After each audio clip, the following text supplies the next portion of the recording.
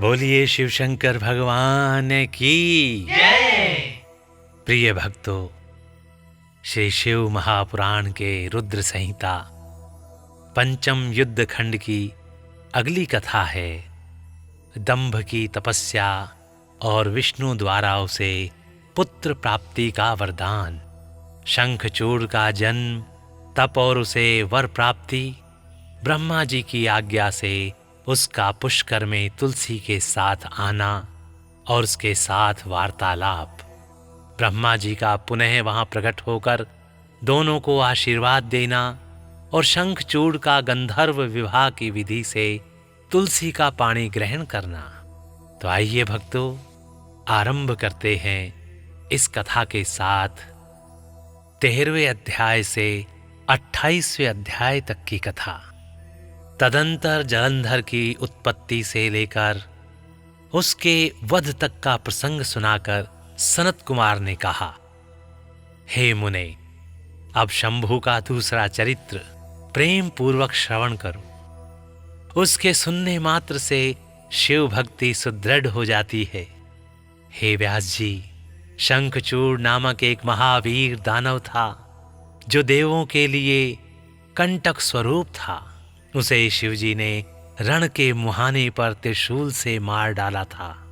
शिवजी का वह दिव्य चरित्र परम पावन और पाप नाशक है। तुम पर अधिक स्नेह होने के कारण मैं उसका वर्णन करता हूं। तुम प्रेम पूर्वक उसे श्रवण करो। ब्रह्मा जी के पुत्र जो महर्षि मरीचि थे, उनके पुत्र कश्यप हुए। ये मननशील, धर्मिष्ठ, सृष्टिकर्ता, विद्या संपन्न तथा प्रजापति थे। दक्ष ने प्रसन्न होकर अपनी 13 कन्याओं का विवाह उनके साथ कर दिया। उनकी संतानों का इतना अधिक विस्तार हुआ कि उसका वर्णन करना कठिन है। उन कश्यप पत्नियों में एक का नाम दनु था। वह श्रेष्ठ सुंदरी तथा महारूपवती थी। उस साध्वी का सौभाग्य बढ़ा हुआ था। हे मुने, उस दनु के बहुत से महाबली पुत्र उत्पन्न हुए। विस्तार भय से उनके नाम नहीं गिनाए जा रहे हैं। उनमें एक का नाम विप्रचित्ति था, जो महान बल पराक्रम से संपन्न था। उसका पुत्र दंभ हुआ, जो जितेंद्रिय, धार्मिक तथा विष्णु भक्त था। जब उसके कोई पुत्र नहीं हुआ, तब उस वीर को चिंता व्याप्त हो गई। उसने शुक्राचार्य को गुरु बनाकर उनसे श्री कृष्ण मंत्र प्राप्त किया और पुष्कर में जाकर घोर तप करना आरंभ किया। वहां सुदृढ़ आसन लगाकर कृष्ण मंत्र का जप करते हुए उसके 1,00,000 वर्ष बीत गए। तब उस तपस्वी के मस्तक से एक जाजल्यमान तेज निकलकर सर्वत्र व्याप्त हो गया। वह तेज इतना दुस्सह था कि उससे संपूर्ण देवता, मुनि तथा मनु संतप्त हो उठे। तब वे इंद्र को अगुआ बनाकर ब्रह्मा के शरणापन्न हुए। वहां उन्होंने संपूर्ण संपत्तियों के दाता विधाता को प्रणाम करके उनकी स्तुति की और फिर विशेष रूप से व्याकुल होकर अपना सारा वृतांत उनसे कह सुनाया। उनकी बात सुनकर ब्रह्मा भी उन्हें साथ लेकर वे सारा वृतांत विष्णु को सुनाने के लिए वैकुंठ को चले। वहां पहुंचकर सब लोगों ने त्रिलोकी के अधीश्वर तथा रक्षक परमात्मा विष्णु को विनीत भाव से प्रणाम किया और फिर हाथ जोड़कर उनकी स्तुति करने लगे। देवता बोले, हे देव देव, हमें पता नहीं कि यहाँ कौन सा कारण उत्पन्न हो गया है। हम किसके तेज से संतप्त हो उठे हैं, यह आप ही बतलाइए। हे दीन बंधो, अपने दुखी सेवकों के रक्षक तो आप ही हैं, अतः शरणदाता हे रमानाथ, हम शरणागतों की रक्षा कीजिए, रक्षा कीजिए भगवान, रक्षा कीजिए। सनत कुमार जी कहते हैं, हे मुने, ब्रह्मा आदि देवताओं के वचनों को सुनकर शरणागत वत्सल भगवान विष्णु मुस्कुराते हुए प्रेम पूर्वक बोले।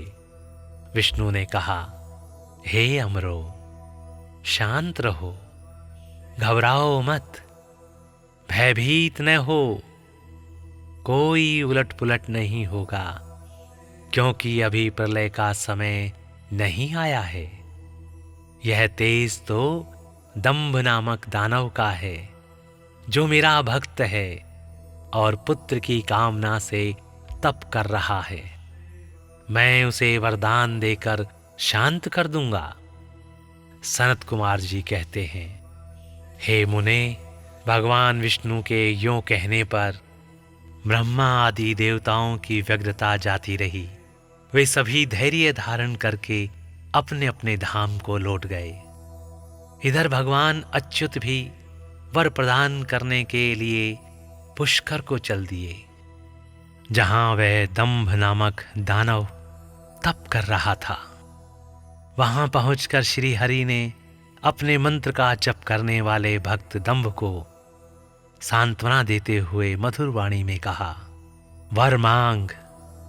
तब विष्णु का उपर्युक्त वचन सुनकर और उन्हें आगे उपस्थित देखकर दंभ बड़ी भक्ति के साथ उनके चरणों में लोटपोट हो गया और बारंबार स्तुति करते हुए बोला। दंभ ने कहा, हे देवादिदेव, हे कमल नयन, आपको नमस्कार है। हे रमानाथ, मुझ पर कृपा कीजिए। हे त्रिलोकेश, मुझे एक ऐसा वीर पुत्र दीजिए जो आपका भक्त तथा महान बल पराक्रम से संपन्न हो। वह त्रिलोकी को जीत ले, परंतु देवता उसे पराजित न कर सकें। सनत कुमार जी कहते हैं, हे मुने, दानवराज दंभ के यों कहने पर श्री हरि ने उसे वह वर दे दिया और उस घोर तपस्या से उसे निवृत्त करके स्वयं अंतर्ध्यान हो गए। दानवेंद्र दंभ की तपस्या सिद्ध हो चुकी थी, जिससे उसका मनोरथ पूर्ण हो गया था। अतः वह भी श्री हरि के चले जाने पर उस दिशा को नमस्कार करके अपने घर लौट आया। थोड़े ही समय के उपरांत उसकी भाग्यवती पत्नी गर्भवती हो गई। वह अपने तेज से घर के भीतरी भाग को प्रकाशित करती हुई शोभा पाने लगी। हे मुने, श्री कृष्ण के पार्षदों का अग्रणी जो सुदामा नामक गोप था, जिसे राधा जी ने शाप दे दिया था, वही उसके गर्भ में प्रविष्ट हुआ था। तदंतर समय आने पर साध्वी दंभ पत्नी ने एक तेजस्वी बालक को जन्म दिया। तब पिता ने बहुत से मुनीश्वरों को बुलाकर उसका विधि पूर्वक जात कर्म आदि संस्कार संपन्न किया। द्विजोत्तम उस पुत्र के उत्पन्न होने पर बहुत बड़ा उत्सव मनाया गया। फिर शुभ दिन आने पर पिता ने उस बालक का शंखचूड़ ऐसा नामकरण किया, वह अपने पिता के घर में शुक्ल पक्ष के चंद्रमा की भांति बढ़ने लगा। वह अत्यंत तेजस्वी था, अतः उसने बचपन में ही सारी विद्याएं सीख लीं। वह नित्य बाल क्रीड़ा करके अपने माता पिता का हर्ष बढ़ाने लगा और अपने समस्त कुटुंबियों का तो वह विशेष रूप से प्रेम भाजन हो गया। तदंतर जब शंखचूड़ बड़ा हुआ, तब वह जैगिष्व मुनि के उपदेश से पुष्कर में जाकर ब्रह्मा जी को प्रसन्न करने के लिए भक्ति पूर्वक तपस्या करने लगा। उस समय वह एकाग्र मन हो अपनी इंद्रियों को काबू में करके गुरुपदिष्ठ ब्रह्म विद्या का तप करता रहा। यों पुष्कर में तपस्या करते हुए दानवराज शंखचूड़ को वर देने के लिए लोक गुरु एवं ऐश्वर्यशाली ब्रह्मा शीघ्र ही वहां पधारे और उस दानवेंद्र से बोले, वर मांग। ब्रह्मा जी को देखकर उसने अत्यंत नम्रता से उन्हें अभिवादन किया और फिर उत्तम वाणी से उनकी स्तुति की। तत्पश्चात उसने ब्रह्मा जी से वर मांगते हुए कहा, हे भगवन, मैं देवताओं के लिए अजय हो जाऊं। तब ब्रह्मा जी परम प्रसन्न होकर बोले, तथास्तु। ऐसा ही होगा। फिर उन्होंने शंखचूड़ को वह दिव्य श्री कृष्ण कवच प्रदान किया जो जगत के संपूर्ण मंगलों का भी मंगल और सर्वत्र विजय प्रदान कराने वाला है। तदंतर ब्रह्मा जी ने उसे आज्ञा दी कि तुम बद्रीवन को जाओ, वहीं धर्मध्वज की कन्या तुलसी सकाम भाव से तपस्या कर रही है, तुम उसके साथ विवाह कर लो। यों कहकर ब्रह्मा जी उसी क्षण उसके सामने ही तुरंत अंतर्ध्यान हो गए। तब तपः सिद्ध शंखचूड़ ने भी, जिसके सारे मनोरथ तपोबल से पूर्ण हो चुके थे और मुख पर प्रसन्नता खेल रही थी, पुष्कर में ही उस जगत के मंगलों के भी मंगल स्वरूप कवच को गले में बांध लिया और ब्रह्मा की आज्ञा अनुसार वह तत्काल ही बद्री का आश्रम को चल पड़ा। वहां दानव शंखचूड़ सहसा उस स्थान पर जा पहुंचा जहां धर्मध्वज की पुत्री तुलसी तप कर रही थी। सुंदरी तुलसी का रूप अत्यंत कमनीय और मनोहर था। वह उत्तम शील से प्रसन्न थी। उस सती को देखकर शंखचूड़ उसके समीप ही ठहर गया और मधुर वाणी में उससे बोला। शंखचूड़ ने कहा, हे सुंदरी, तुम कौन हो? किसकी पुत्री हो?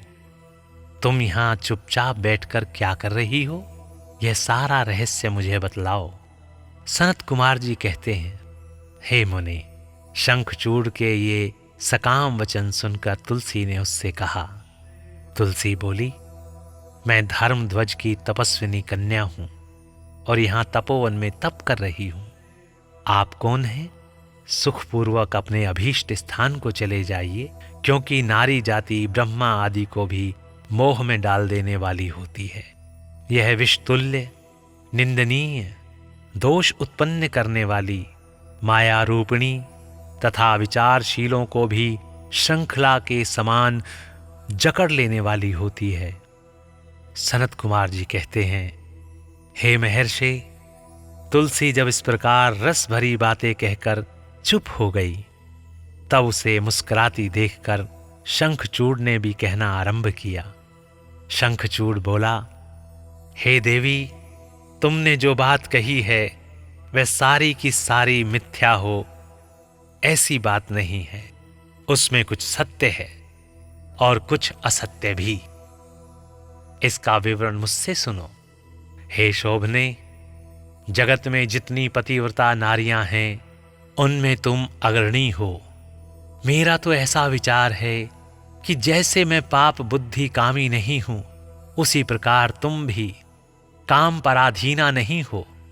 फिर भी इस समय मैं ब्रह्मा जी की आज्ञा से तुम्हारे समीप आया हूं और गांधर्व विवाह की विधि से तुम्हें ग्रहण करूंगा। हे भद्रे, क्या तुम मुझे नहीं जानती हो? अथवा तुमने कभी मेरा नाम भी नहीं सुना है?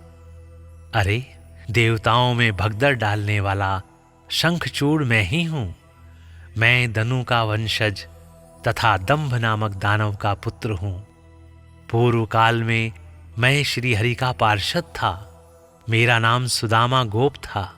इस समय मैं राधा जी के शाप से दानवराज शंखचूड़ होकर उत्पन्न हुआ हूं। ये सारी बातें मुझे ज्ञात हैं, क्योंकि श्री कृष्ण के प्रभाव से मुझे अपने पूर्व जन्म का स्मरण बना हुआ है। सनत कुमार जी कहते हैं, हे मुने, तुलसी के समक्ष यो कहकर शंखचूड़ चुप हो गया। जब दानवराज ने आदर पूर्वक तुलसी जी से ऐसा सत्य वचन कहा, तब वह परम प्रसन्न हुई और मुस्कुरा कर कहने लगी। तुलसी बोली, हे भद्र पुरुष, आज आपने अपने सात्विक विचार से मुझे पराजित कर दिया है। जो पुरुष स्त्री द्वारा परास्त न हो सके, वह संसार में धन्यवाद का पात्र है, क्योंकि जिसे स्त्री जीत लेती है, वह पुरुष सदाचारी होते हुए भी सदा अपावन बना रहता है। देवता, पितर और समस्त मानव उसकी निंदा करते हैं। जनना शोच तथा मरना शोच में ब्राह्मण 10 दिनों में क्षत्रिय 12 दिनों में और वैश्य 15 दिनों में शुद्ध हो जाता है तथा शूद्र की शुद्धि 1 मास में हो जाती है, ऐसा वेद का अनुशासन है। परंतु स्त्री से पराजित हुआ पुरुष की शुद्धि चितादाह के अतिरिक्त अन्य किसी प्रकार से संभव ही नहीं है। इसी कारण उसके पितर उसके द्वारा दिए गए पिंड तर्पण आदि को इच्छा पूर्वक ग्रहण नहीं करते तथा देवता भी उसके द्वारा अर्पित किए गए पुष्प फल आदि को स्वीकार नहीं करते। जिसका मन स्त्रियों द्वारा आहत हो जाता है उसके ज्ञान, उत्तम तप, जप, होम, पूजन, विद्या और दान से क्या लाभ, अर्थात उसके ये सभी निष्फल हो जाते हैं। मैंने आपके विद्या, प्रभाव और ज्ञान की जानकारी के लिए ही आपकी परीक्षा ली है, क्योंकि कामनियों को चाहिए कि वह अपने मनोनीत कांत की परीक्षा करके ही उसे पति रूप से वरण करें। सनत कुमार जी कहते हैं, हे व्यास जी, जिस समय तुलसी यूं वार्तालाप कर रही थी उसी समय सृष्टिकर्ता ब्रह्मा वहां पहुंचे और इस प्रकार कहने लगे। ब्रह्मा जी ने कहा, हे शंखचूड, तुम इसके साथ क्या व्यर्थ में वाद विवाद कर रहे हो? तुम गांधर्व विवाह की विधि से इसका पानी ग्रहण करो, क्योंकि निश्चय ही तुम पुरुष रत्न हो और यह सती साध्वी नारियों में रत्न स्वरूपा है। ऐसी दशा में निपुणा का निपुण के साथ समागम गुणकारी ही होगा। फिर तुलसी की ओर लक्ष्य करके बोले, सती साध्वी तुलसी, तू ऐसे गुणवान कांत की क्या परीक्षा ले रही है? यह तो देवताओं, असुरों तथा दानवों का मान मर्दन करने वाला है। हे सुंदरी, तो इसके साथ संपूर्ण लोकों में सर्वदा उत्तम उत्तम स्थानों पर चिरकाल तक यथेष्ट विहार कर। शरीरांत होने पर यह पुनः गोलोक में श्री कृष्ण को ही प्राप्त होगा और इसकी मृत्यु हो जाने पर तू भी वैकुंठ में चतुर्भुज भगवान को प्राप्त करेगी। सनत कुमार जी कहते हैं, हे मुने, इस प्रकार आशीर्वाद देकर ब्रह्मा अपने धाम को चले गए। तब दानव शंखचूड़ ने गांधर्व विवाह की विधि से तुलसी का पानी ग्रहण किया। यों तुलसी के साथ विवाह करके वह अपने पिता के स्थान को चला गया और मनोरम भवन में उस रमणी के साथ विहार करने लगा। बोलिए शिव शंकर भगवान की जय। तो प्रिय भक्तों, इस प्रकार यहाँ पर श्री शिव महापुराण के रुद्र संहिता पंचम युद्ध खंड की ये कथा और 13 से लेकर 28वां अध्याय यहाँ पर समाप्त होता है। बोलिए शिव शंकर भगवान की जय। ओम नमः शिवाय। ओम नमः शिवाय। ओम नमः शिवाय।